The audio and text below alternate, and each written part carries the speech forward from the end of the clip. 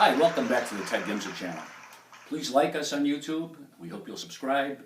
And you can also follow us on Twitter at Ted Gimza. Let's start with one about a married couple. This couple's married for 24, 25 years. And for no apparent reason, one day they were talking and the wife said, hey, do you think if I died you'd get married again?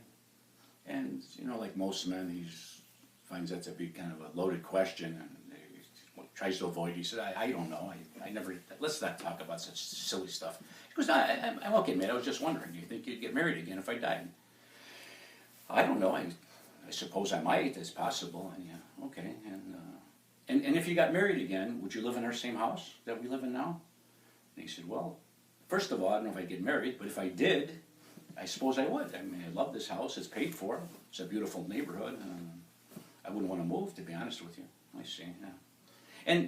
And you and your new wife, would you sleep in the same bed that you and I sleep in now? The furniture is great. I mean, it wouldn't make sense to me to throw the bed away and buy a new bed. Maybe get a new mattress or something, I suppose. But I don't know. I don't know. And, you know, you and I go golfing all the time. Do you think you'd go golfing with your new wife? Well, honey, as you know, golfing is important to me. And I would hope if I got married, and maybe I wouldn't, and if I lived in the same house, and if I slept in the same bed, and we like to go golfing, yeah, I suppose I would, yes. And would you let your new wife use my same golf clubs? Oh, no, she's left-handed. That's a cute one. I hope you liked it. Here's another one. This guy goes into a bar, and his hand is empty, and he presses like this, and he pulls it up to his ear, and he said, hi, honey, I'm coming home in about a half hour or so. Do you need anything in the store, any gallon of milk or anything? No? Okay, I'll see you in 20, 25 minutes, maybe 30. Okay, bye-bye. And the bartender notices that, and he said, what are you doing there? And he said, I just called my house. He said, you don't have a phone? He said, well, I have all kinds of modern technology. And I have a small microchip implanted underneath my skin, and you could call on there, and that's what I did. And the bartender said, you're crazy. So the man said to the bartender, tell me your phone number at home. I'm going to call your house and you can talk to your wife. All right, so he tells him the number. The guy presses it, holds it up to the bartender's ear. And the bartender's, honey, can you hear me? I could hear you. It's unbelievable. This customer here, he has all kinds of fancy electronic stuff, and he has a tiny microchip implanted in his hand, and it's like a built-in telephone. Weird, huh? Yeah. Okay, well, I love you. Just wanted to say hello. Wow. Okay, bye-bye. And then the guy said, see? He said, it's unbelievable. He said, it's nothing. I got all kinds of fancy stuff. Well, a little bit later, maybe 15, 20 minutes or so go by, and the customer says to the bartender, hey, I need to use the bathroom. Where's it at? And he said, well, we have an outhouse. But the problem is the back door has a padlock on it, and he lost the key.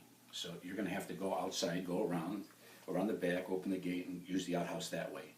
But it's kind of a rough neighborhood, so be careful. So, yeah, that's cool. So it goes out, and some time goes by, maybe 10, 15, 20 minutes, and the guy's jacket's there and his keys and money and everything's still in the bar, and the bartender gets a bit concerned, and he thinks, well, I'm going to have to go check on that guy. So he goes out, he goes around, opens up the outhouse door, and the guy's laying face down, completely naked, arms and legs spread open, with a roll of toilet paper shoved up his rear end.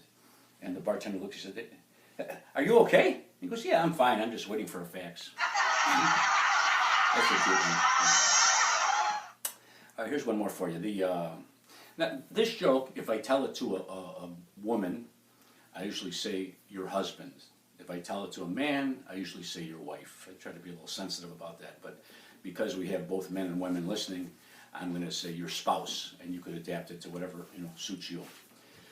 So this person's at work, and they get a call from the doctor and said, hey, your spouse was in a very, very bad car accident, and you better get to the hospital right away. So they jump in their car and they run to the hospital. And the doctor greets them and says, have a seat. And the doctor's just soaked in blood.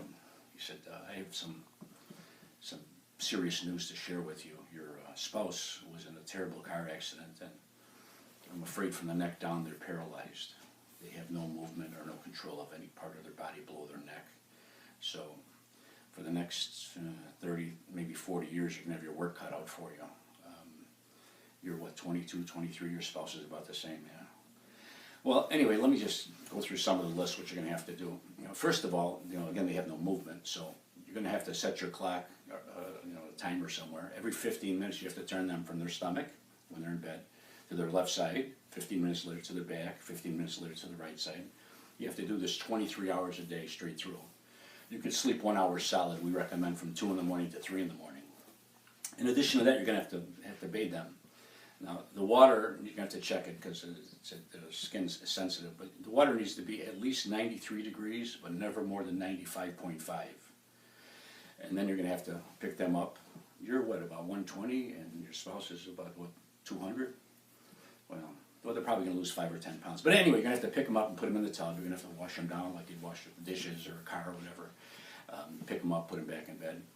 And then you're going to have to syringe their ears out. Then you have to lift their head up, squeeze a suction thing in one nostril, catch it with the other hand, and then the other nostril.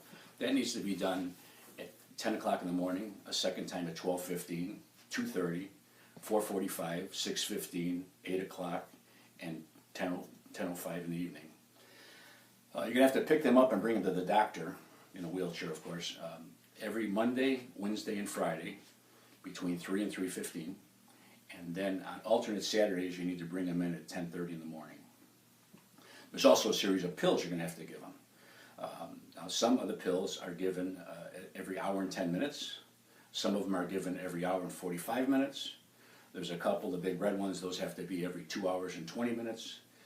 And there's 4 or 5 others. I suggest you make a chart out so you can help keep track of that. There's also some injections you're going to have to give them. Now, some of those are every hour and 20 minutes. The other ones are every 2 hours and 15 minutes. There's some that are alternating days, and there's some that are twice a day, once in the morning at 8, once in the morning at 10, in the evening at 10, excuse me. And there's a series of other things. Obviously, you're going to have to brush their teeth, you're going to have to brush their hair, comb them, clip their nails and all this kind of business. You're going to have to catheterize them, I forgot about that. You're going to have to catheterize them. We recommend every 3 hours and 12 minutes to 3 hours and 15 minutes. Time is critical on that. And you also have to clean out their rectum, and that needs to be done every hour and 45 minutes to every hour and 50 minutes. It's kind of a messy job. You might want to use a rubber glove. Anyway, that's just some of the stuff. There's a series of other things, but do you have any questions so far? And the spouse said, oh. No, I don't think so. And the doctor said, one more thing. I'm just kidding, they died. That's terrible, but it's funny.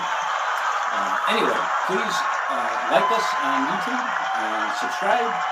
And remember, you can follow us on Twitter at Ted Gimza. Thanks again, and we'll be back with a new one shortly. Thanks for listening.